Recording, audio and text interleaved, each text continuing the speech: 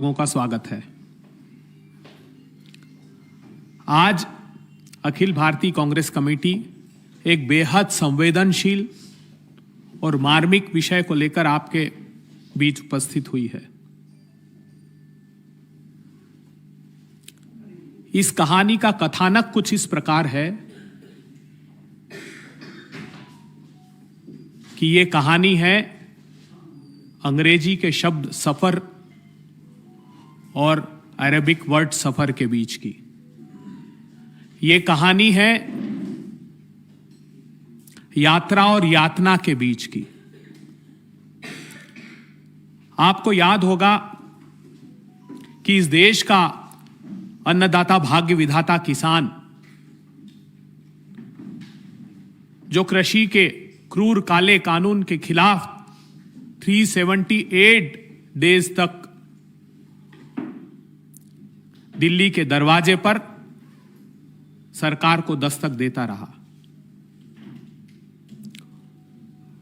दूसरा आंदोलन जो 378 डेज से अधिक हो गया वो था उसके समर्थन मूल्य के कानूनी अधिकार का। मैं आप लोगों के स्मृति पटलों को चिन्हित करना चाहता हूं। भारत की सरकार ने 22 जुलाई 2022 को एक समिति बनाई जिसमें यह कहा गया कि हम समर्थन मूल्य को पारदर्शी और प्रभावशाली बनाने के लिए यह समिति का गठन कर रहे हैं। साथ साथ यह भी कहा गया कि commission for agricultural cost and price जो समर्थन मूल्य का निर्धारण करता है उसको और अधिकार संपन्न बनाने के लिए और उसको और ऑटोनॉमी देने के लिए काम कर रहे हैं। अब कहानी यहां से प्रारंभ होती है कि इस समिति की 22 फरवरी 2025 तक 7 मीटिंगें हुई हैं और इनकी उप समितियों की 39 मीटिंगें हुई है।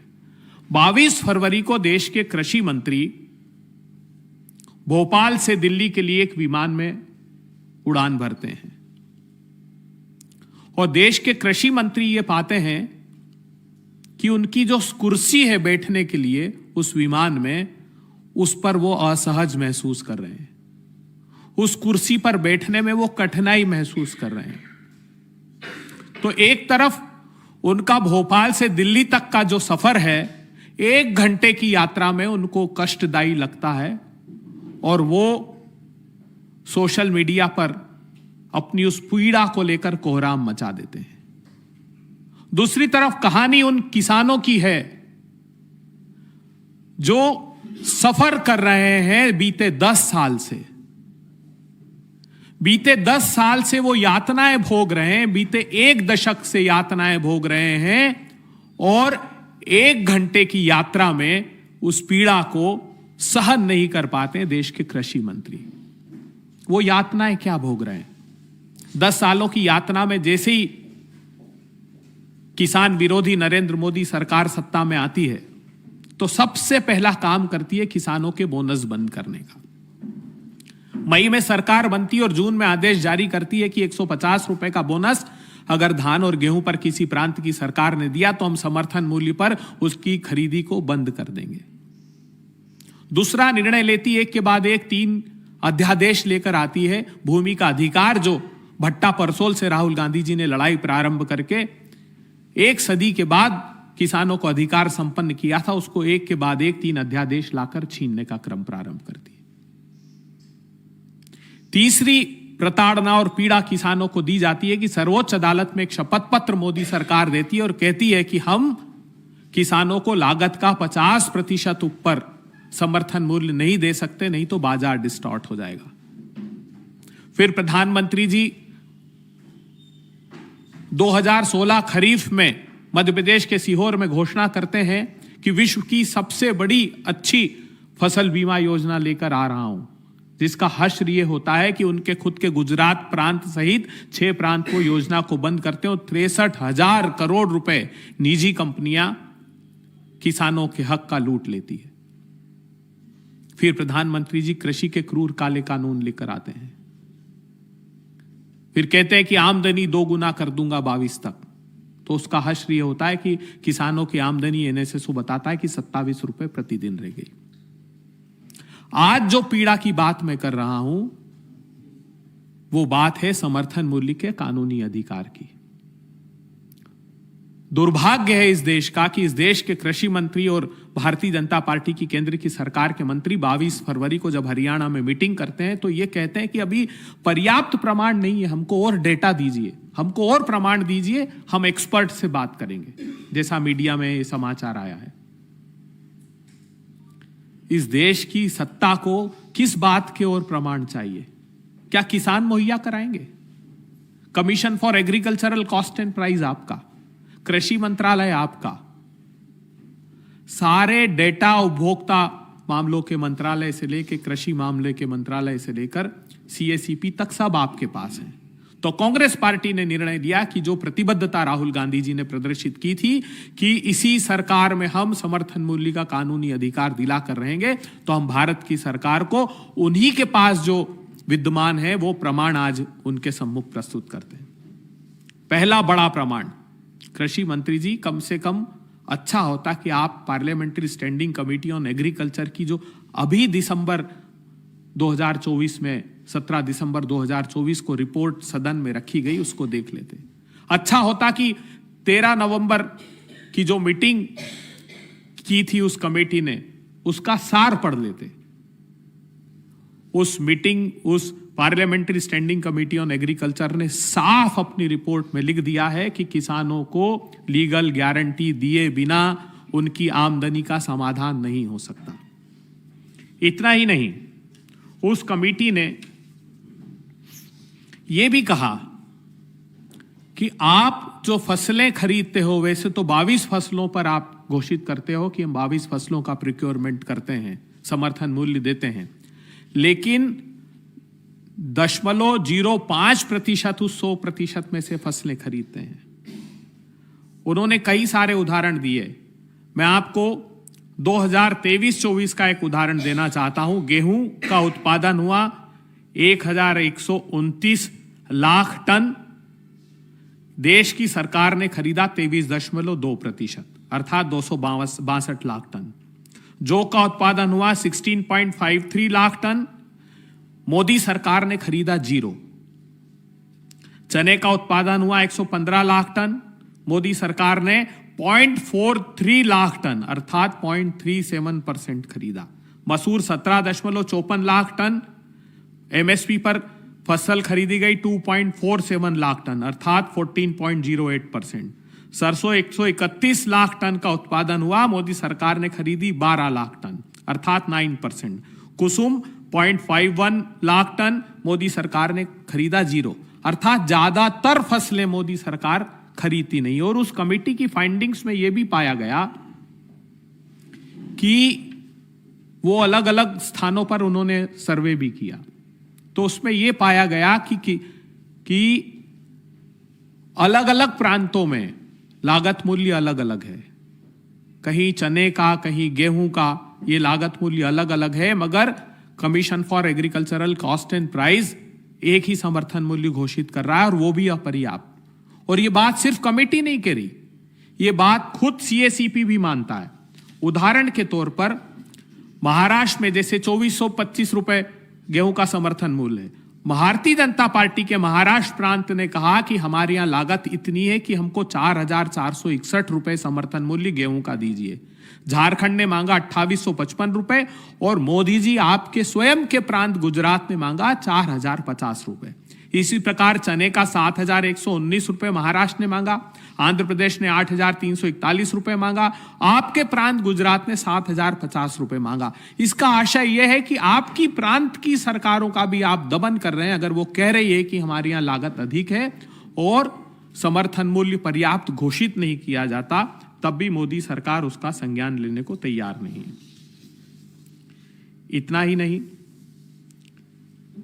जो कुठाराघात किसानों के साथ मोदी सरकार एक तरह से और कर रही है। आप देखते होंगे कि बड़ी बड़ी सुर्खियां की 1,34,000 करोड़ रुपए का कृषि का बजट हुआ, 1,24,000 करोड़ रुपए का मोदी सरकार ने अनाउंस किया। लेकिन उसकी सच्चाई यह है कि मोदी सरकार जो घोषित करती है बजट में वो खर्च नहीं करती। मोदी सरकार ने अब तक 1,10,000 करोड़ रुपए बीते 6 साल में सरेंडर कर दिए, खर्च नहीं किए। 1,10,000 करोड़ रुपए। इतना ही नहीं, मोदी सरकार ने लगातार जो कुल देश का बजट है उसमें एग्रीकल्चर बजट को कम करना प्रारंभ कर दिया। 20-21 में वो था 4.41%, 21-22 में 3.53%, 22-23 में 3.14%, 23-24 में 2.57% और 24-25 में 2.54%। अर्थात वर्ष दर वर्ष मोदी सरकार उस बजट में कटौती करती जा रही है। इतना ही नहीं, एक बड़ा कुठाराघात मोदी सरकार ने और किया है, वो है हमारे सब प्लान में जो हमारे दलित आदिवासी भाइयों के लिए बजट का प्रावधान किया जाता है। अलग से एक सब प्लान बनता है, हर एक मिनिस्ट्री में उन शेड्यूल कास्ट के भाइयों के लिए कितना पैसा खर्च किया जाएगा उसका एक सब प्लान अलग से बनता है। मगर दुर्भाग्यपूर्ण बात यह है कि मोदी सरकार ने 2020-21 में उस सब प्लान में 22,000 करोड़ रुपए के लगभग का बीई रखा, उसका रिवाइज एस्टिमेट उससे कम करके 19,000 करोड़ रुपए कर दिया और एक्चुअल खर्च किया 13,000 करोड़ रुपए, अर्थात 68%। 21-22 में वो खर्च किया 65%, 22-23 में वो खर्च किया 61%, 23-24 में वो खर्च किया 63%। ये बात महत्वपूर्ण इसलिए है कि ज्यादातर हमारे स्मॉल और मार्जिनल फार्मर या तो शेड्यूल कास्ट के हैं या ओबीसी के हैं। तो ये जो सब बड़ा कुठाराघात है मोदी सरकार हमारे अनुसूचित जाति के किसानों के साथ भी कर रही है। आखिरी 2 बात और महत्वपूर्ण आपसे करना चाहता हूं। भारतीय जनता पार्टी की सरकार और देश का दुर्भाग्य है कि स्वयं प्रधानमंत्री जी इतने झूठ बोलने के अभ्यस्त हैं जिसकी कल्पना नहीं की जा सकती। इस देश में सोयाबीन का उत्पादन 2 प्रमुख प्रांत करते हैं। लगभग 90% सोयाबीन महाराष्ट्र और मध्य प्रदेश में पैदा होता है, कुछ बाकी के तेलंगाना जैसे प्रांतों में भी पैदा होता है। अब आपको याद होगा तो महाराष्ट्र के चुनाव के समय विदर्भ में जहां पर 60 विधानसभा सीटें उन किसानों से प्रभावित होती है, वहां पर किसान भाइयों ने कहा कि हमको सोयाबीन का समर्थन मूल्य जो 4892 रुपए है, 4892 रुपीज पर क्विंटल है, उससे भी कम कीमत बाजार में मिल रही है। सरकार उसका संज्ञान ले। लेकिन सरकार ने संज्ञान शुरू में नहीं लिया, एक आंदोलन का स्वरूप बनने लगा तो स्वयं प्रधानमंत्री जी आए उस चुनावी भाषण में और यह कहा कि किसान भाइयों, मैं घोषणा करता हूं कि 6,000 रुपए आपको इस सोयाबीन का कीमत दिलाऊंगा। महायुति की सरकार बनेगी और सरकार आपको 6,000 रुपए उसका भुगतान करेगी। महाराष्ट्र को 13 लाख क्विंटल और मध्य प्रदेश को 13,68,000 क्विंटल के लगभग की स्वीकृति प्रदान की प्रोक्योरमेंट की। इन प्रांतों ने 6/2/2025 तक महाराष्ट्र ने और 2/1/2025 तक मध्य प्रदेश ने, क्योंकि यह समय सीमा तय की थी कि इसी समय तक प्रोक्योरमेंट होगा। 8 लाख मैट्रिक टन और लगभग 4 लाख मैट्रिक टन के प्रोक्योरमेंट हुआ। 1 पैसा समर्थन मूल्य के ऊपर मोदी जी ने नहीं दिया, जो घोषणा की थी स्वयं ने कि मैं आपको 6,000 रुपए क्विंटल उसका दाम दूंगा। दुर्भाग्यपूर्ण बात यह है कि एक तरफ मोदी सरकार ने बीते 9 साल में 25,000 रुपए हेक्टेयर खेती की लागत बढ़ा दी है, डीजल के भाव बढ़ाकर, कीटनाशक के खाद पर जीएसटी लगाकर, खाद के दाम बढ़ाकर। और इस बात का खुलासा इसके पहले जो 69th parliamentary committee on agriculture थी उसमें खुलासा हुआ कि एग्रीकल्चर मिनिस्ट्री का सबमिशन उस कमेटी में था जो चौंकाने वाला था कि हम 2017 से मोदी सरकार से कह रहे हैं कि पावर ट्रिलर्स पर, हार्वेस्टर पर, ट्रैक्टर्स पर, अर्थात इनपुट कॉस्ट जो खेती की है उस पर से जीएसटी या तो रेशनलाइज कीजिए या हटा दीजिए। लेकिन मोदी सरकार हमारी सुनने को तैयार नहीं है। 2023 की ये फाइंडिंग्स है। तो आप कल्पना कर सकते हैं कि कितना बड़ा कुठाराघात किसानों के साथ किया जा रहा है। जब मैं कह रहा हूं कि 25,000 रुपये हेक्टेयर कीमत बढ़ा दी, तो लगभग 2,86,000 करोड़ रुपए से लेकर 3 लाख करोड़ रुपए तक किसानों की जेब से ये डाका मोदी सरकार हर साल डालती है और 6,000 रुपए किसान सम्मान निधि देने का स्वांग रचती है। हम प्रतिबद्धता प्रदर्शित करते हैं, हम लोग किसानों के साथ खड़े हैं और हम, राहुल गांधी जी ने जैसा कहा है, ये प्रमाण, विस्तृत प्रमाण केंद्रीय कृषि मंत्री को और प्रधानमंत्री जी को देंगे कि आप सिर्फ टाइम बाय मत कीजिए, आप किसानों को प्रताड़ित मत कीजिए। हमारी संकल्पना साकार होगी, किसानों की जय जयकार होगी। चले संघर्ष आठो याम तुमसे, करेंगे अंत तक संग्राम तुमसे। हम ये प्रतिबद्धता प्रदर्शित करते हैं कि किसानों के हक की लड़ाई हम अंतिम समय तक लड़ेंगे।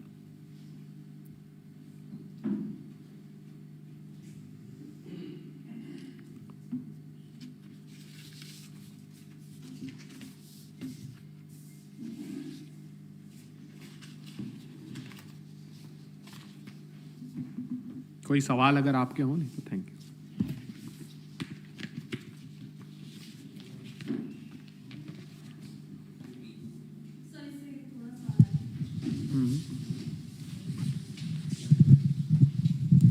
सर, कांग्रेस की तरफ से गारंटीज दी गई थी हिमाचल प्रदेश में भी, जिसमें एक 100 आश्रय योजना जो थी वो प्रॉमिस की गई थी हिमाचल प्रदेश गवर्नमेंट ने। एक लेटर सर रिलीज किया गया है वहाँ पे सेक्रेटरी ने, जिसमें जो स्टेट गवर्नमेंट ओन टेम्पल्स है 36 टेम्पल्स, उनसे कहा है कि वहाँ पे जो फंड आता है वो आपको स्टेट गवर्नमेंट को देना है। उस पर बीजेपी सवाल खड़े कर रही है, कह रहे हैं कि जो स्टेट है वो फाइनेंशियल क्राइसिस से गुजर रहा है और टेम्पल्स को मजबूर किया जा रहा है कि कांग्रेस के गारंटीज को फुलफिल करने के लिए उनको पैसा देना पड़ेगा। हाँ, देखिए, अपने दामन की सियाही तो मिटा लें, पहले हम पे इल्जाम लगाने वाले हैं। उनके प्रांत की सरकारों में क्या कर रहे हैं? उनके प्रांत की सरकारों के जो मंदिर का पैसा है वो राज्य सरकारें यूटिलाइज करती कि नहीं करती है? हम तो हमारे, जब हम, मुझे याद है मध्य प्रदेश में हमारी सरकार थी तो हम 12,000 मंदिरों के जीर्णोद्धार का एक कानून लेकर आए थे। वो न सिर्फ राष्ट्रपति जी के यहाँ से रुकवाया, सरकार आने के बाद उसको रिवोक भी कर लिया इन लोगों ने। ब्रॉडर प्रोस्पेक्ट्स में हम जो गारंटियां देते हैं उस पर अमल करते हैं। आपको मैं एक गारंटियों को लेकर एक छोटा सा वीडियो, अन्ना जी, मैं चाहता हूं कि हमारे पत्रकार साथी देख लें कि कैसे झूठ से ये यारी रखते हैं। कि 2022 तक देश के किसानों की आय 2 गुना करने का लक्ष्य लेकर के आगे बढ़ना है। महायुति सरकार ने सोयाबीन का न्यूनतम समर्थन मूल्य 6,000 प्रति क्विंटल करने का भी वायदा किया है। सभी को होली और दिवाली पर एक गैस का सिलेंडर भी फ्री ऑफ कॉस्ट देने का काम 3 तारीख को होली है, 10 तारीख को काउंटिंग है, 10 को भाजपा सरकार बना दीजिए, 30 तारीख को गैस का सिलेंडर आपके हिसाब से बना है। और इसके साथ एक प्रधानमंत्री जी का और आप देखिएगा दिल्ली को कि फर्स्ट कैबिनेट में 2,500 रुपए का निर्णय ले लेंगे हम। तो ये झूठ बोलते हैं और आवाज भारी रखते हैं और फिर अगले झूठ की तैयारी रखते हैं।